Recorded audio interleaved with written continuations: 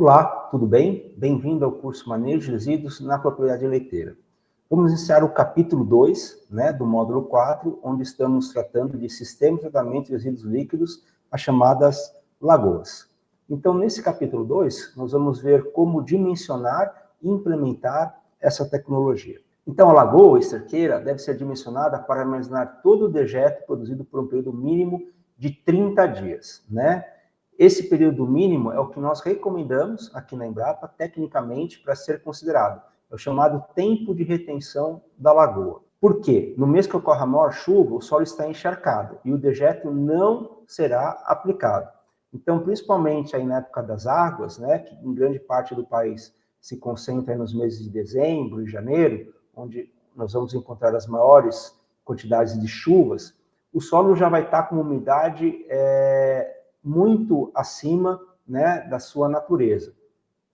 Então, se nós aplicarmos esse dejeto ainda no solo, a tendência é que esse dejeto ele não infiltre e ele escorra superficialmente, podendo trazer um grande risco ambiental, em contaminação de águas superficiais principalmente. Então, esse tempo de retenção ele tem a ver com nós diminuirmos o risco da aplicação do efluente como fertilizante, mas também de nós darmos um tempo para que a degradação da matéria orgânica ocorra, porque nunca é recomendável pegar o efluente bruto, e aplicar diretamente no solo. Ele tem que passar por um processo de degradação da matéria orgânica que está naquele efluente. A lagoa, como um sistema de tratamento secundário, propicia essa degradação da matéria orgânica. Por isso que é importante esse tempo de retenção na lagoa, para que isso aconteça.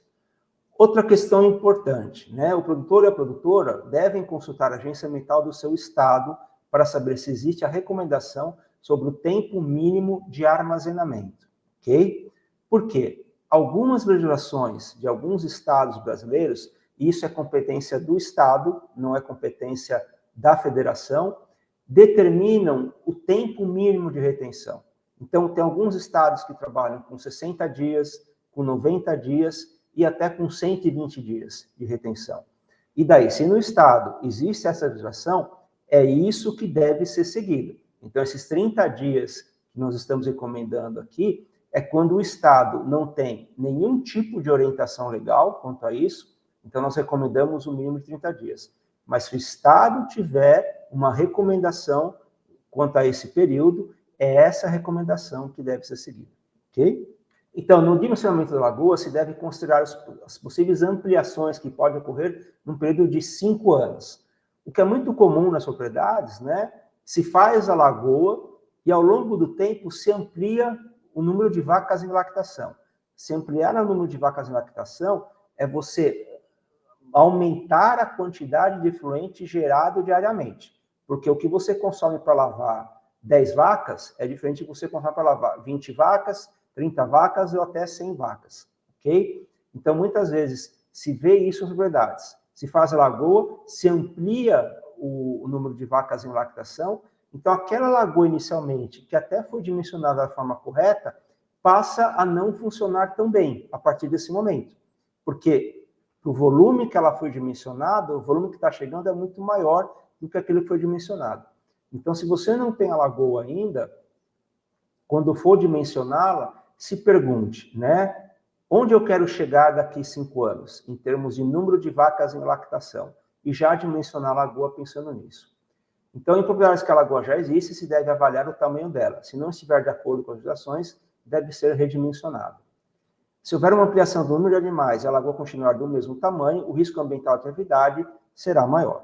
Lagoas muito pequenas irão ocasionar problemas como transbordamento frequente, elevada frequência de retirada de líquido, maiores custos de manejo, de manutenção de estrutura e de equipamentos e maior necessidade de tempo de mão de obra para o manejo da retirada dos resíduos, Então, se você tem uma lagoa muito pequena e ela não comporta, ela comporta por alguns dias só o volume de efluente que você gera ali na sala de ordenha, você tem o risco de ela transbordar. Para ela não transbordar, você vai ter que ficar tirando, com uma grande frequência esse líquido para aplicar nas suas áreas agrícolas. Tirar com grande frequência é tempo da mão de obra, é combustível consumido, se você está aplicando isso por máquinas, é energia elétrica consumida, se você está aplicando isso com um sistema de fertirrigação, né? Além de o risco ambiental, porque muitas vezes a gente vê algumas propriedades que estão aplicando, por a lagoa estar muito pequena, aplicam isso semanalmente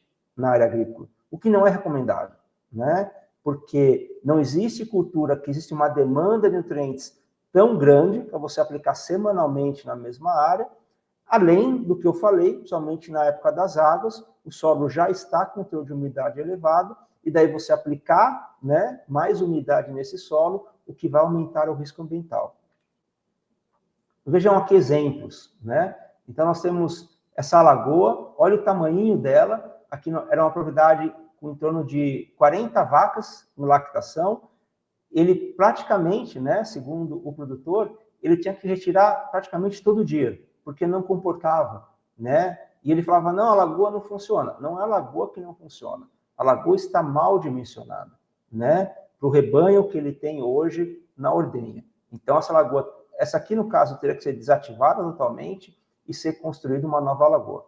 Esse aqui é um outro caso também, né? Uma caixa d'água, né? Como lagoa, pode ser uma caixa d'água, só que não uma caixa d'água desse tamanho, de 100 litros aqui, que também não comportava, né? Comportava por 1 ou 2 dias o que ele tinha em termos de vaca de lactação, e ele reclamava que ele tinha que tirar isso com muita frequência.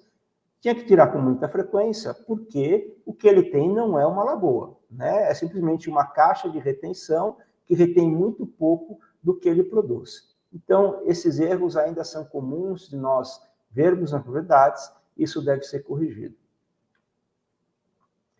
Quanto à construção da lagoa, né, é recomendável que seja escavada no solo, a forma, a largura e o comprimento irão depender da disponibilidade de área para fazer a estrutura. A profundidade deve ser em torno de 3 metros. Essa profundidade é importante para a correta gradação do resíduo. Para a condução por gravidade dos resíduos, os canos ou canaletas devem ter gravidade mínima de 2%. Se o efluente for tirado com tanque, deve ser considerado o acesso do trator em um espaço de manobra na área.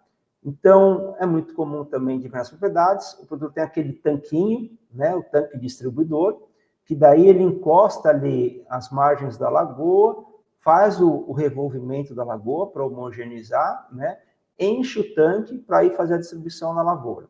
Então, tem que ter, né, todo esse espaço de manobra tem que ser considerado, então não é só o espaço da lagoa, é esse espaço de manobra do maquinário, para o maquinário poder chegar próximo da lagoa, encher o tanque com efluente para ver a distribuição. A lagoa, né, ela deve ter seu fundo e paredes impermeabilizadas, isso é importante para evitar a infiltração no solo. A impermeabilização pode ser feita de alvenaria ou geomembrana, mas eu falei para vocês, no capítulo anterior, até mostrei uma foto, né, que essa impermeabilização por alvenaria já não é praticamente utilizada, né? Hoje a tecnologia da geomembrana é a mais acessível, né, e a mais comum de ser utilizada. Os tipos de manta mais comuns são fabricadas com polietileno de alta densidade, PAD, ou policloreto de vinila, o PVC. É importante consultar a agência ambiental do seu estado para saber se existe alguma recomendação sobre o tipo de impermeabilização. Geralmente, as agências ambientais estaduais, elas dizem que tem que ser impermeabilizada. Como você vai impermeabilizar é uma opção sua. Cabe a você demonstrar para a agência ambiental que a sua forma de impermeabilização é efetiva, tá certo? Ela não determina que tem que ser alvenaria ou geomembrana, ou que tipo de geomembrana. Quanto às geomembranas, né, existem hoje várias empresas no mercado que vendem esse tipo de material, então cabe a você ver que empresa atua na sua região, fazer uma consulta, dizer que você está construindo uma lagoa para tratamento de dejetos de bovinos de leite. Essas lonas, elas têm diversas espessuras, né? Então tem desde lonas mais finas a lonas mais grossas. Aqui, no caso de lagoas para armazenar dejetos pecuários, existe uma milimetragem mínima que a gente recomenda pela durabilidade, né? Para dar maior durabilidade, e para ser mais resistente, principalmente quando a gente vai retirar o efluente usando o tanque, né? Muitas vezes, ali, em colocar a mangueira do tanque na lagoa, você tem que fazer isso sempre com cuidado, para que a lona não seja rasgada, tá? Porque se você rasgar a lona, você vai ter uma série de dor de cabeça para reparar esse rasgo. Então, tem uma milimetragem mínima para ser resistente. O tempo de vida da lona, ele é bem estendido, então ela dura bastante anos, então vale a pena o investimento aí numa geomembrana de qualidade, tá certo? Quanto à construção, né, é recomendável ter uma grade ou tela antes do dejeto internar a sequeira para reter o material grosseiro. Se esses materiais não forem removidos, irão causar perda do volume do armazenamento, entupimento de canos, dano à geomembrana e desgaste de bombas. Já vimos isso no módulo anterior, porque é importante a separação, né? Aqui no caso das lagoas, se você não quer usar um sistema de separação mais avançado, como nós vimos lá o leito de lodo, ou as peneiras e prensas, mas minimamente uma grade ou uma caixa de retenção de material grosseiro, para que isso não entre na lagoa, tá?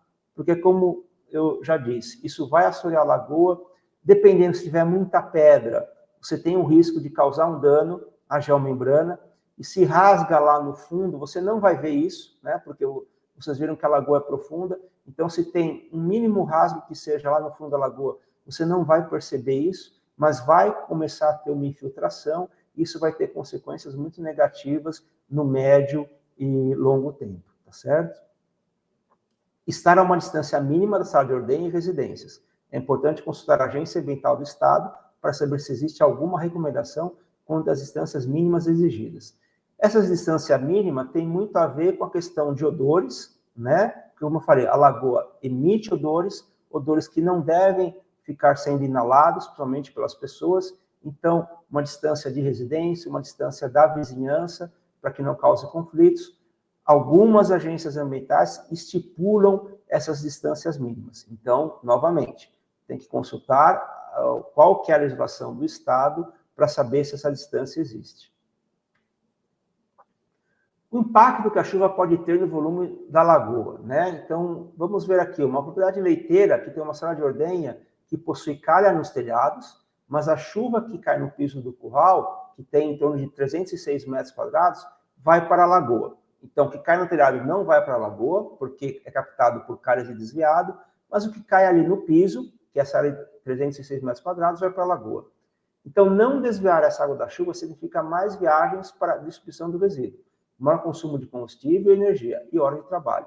Aqui vocês veem um breve exemplo, né, considerando essa realidade, nos meses aqui de maior chuva, né, o quanto essa contribuição dessa área de 306 metros quadrados contribuiria, né, para o volume da lagoa.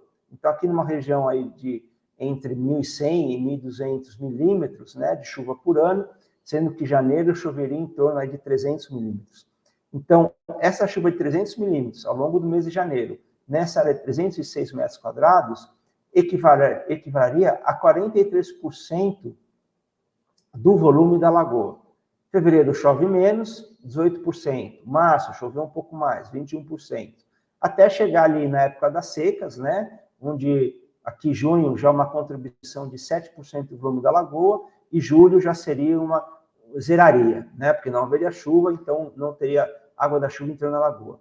Então, por aí vocês veem a importância, principalmente aqui nos meses de maior chuva, né, de você desviar essas águas da chuva da lagoa, porque isso vai diluir o teu conteúdo da lagoa, isso vai fazer com que você tenha maior frequência de retirada, né, e muitas vezes frequência de retirada em meses em que o solo está mais úmido, que muitas vezes aplicar no solo é um risco grande, tá certo? Por isso que desviar essas águas é muito importante. Aqui algumas formas, né, de desviar essas águas. Aqui uma forma muito simples, mas que demanda mão de obra, né? Vocês veem que antes aqui da entrada da lagoa foi feita essa caixinha, que tem dois caminhos, né? Você tem ou o que vem aqui da sala de ordenha vai para a lagoa, ou vai ser desviado para uma área aqui, que no caso é essa área, né, de vegetação. Então, qual é a ideia? Enquanto está se lavando a sala de ordenha, essa rota está fechada e essa rota está aberta. Então, o dejeto, o efluente, entra na lagoa. Acabou de lavar a sala de ordenha, fecha-se essa rota e deixa-se essa rota aberta. Porque se chover entre esse período, entre os períodos de ordenha, a água da chuva vai passar, não vai para a lagoa, iria para essa área. Qual que é o problema do sistema? É um sistema simples, de baixo custo, alvenaria muito simples, mas que demanda a atenção do operador. Se ele não vier aqui diariamente fazer esse manejo, né, isso não vai funcionar. Então, de repente, ele não fechou essa rota, choveu e a água da chuva vai entrar na lagoa, tá certo?